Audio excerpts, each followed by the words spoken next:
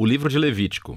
É o terceiro livro da Bíblia e a sua história acontece logo após a saída dos israelitas da escravidão, quando Deus trouxe o povo ao pé do Monte Sinai e convidou Israel a entrar em um relacionamento de aliança. Mas eles se rebelaram rapidamente e quebraram essa aliança.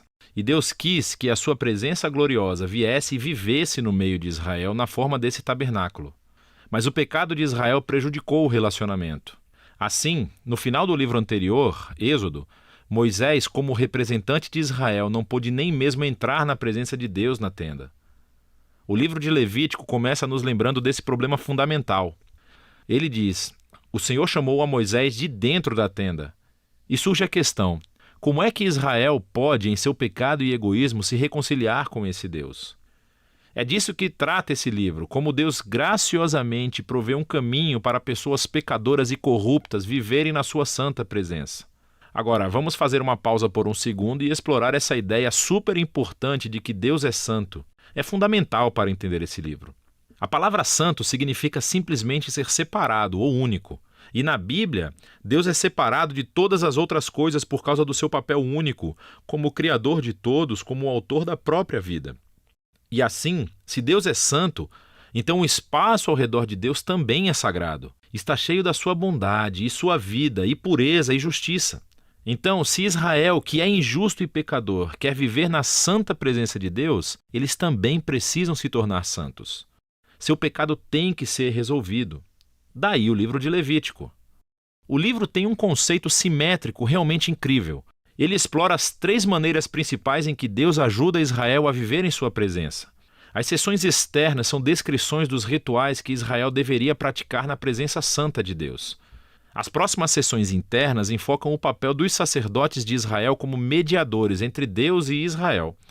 E dentro disso estão 2 seções correspondentes que enfocam a pureza de Israel. E então, bem aqui no centro do livro, há um ritual fundamental, o dia da expiação, que une o livro inteiro.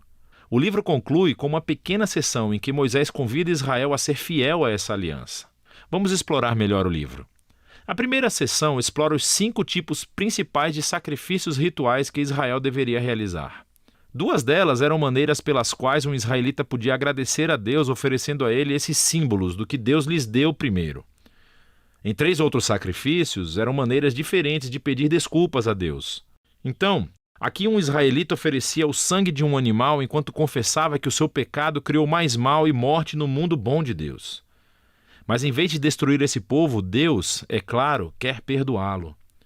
E assim esse animal simbolicamente morre em seu lugar e o expia, o que significa cobrir o pecado deles. E assim, através desses rituais, os israelitas estavam constantemente sendo lembrados da graça de Deus, mas também da sua justiça e da severidade do seu mal e as suas consequências. O segundo conjunto de rituais estabelece as 7 festas anuais de Israel. E cada uma delas contava uma parte diferente da história sobre como Deus os resgatou da escravidão no Egito e os levou através do deserto a caminho da terra prometida. E celebrando essas festas regularmente, Israel se lembraria de quem eram e quem Deus era para eles. Agora, as sessões sobre os sacerdotes de Israel. Você tem Arão e os seus filhos, ordenados pela primeira vez a entrar na presença de Deus em nome de Israel. E então, nessa seção correspondente, encontramos as qualificações para ser um sacerdote.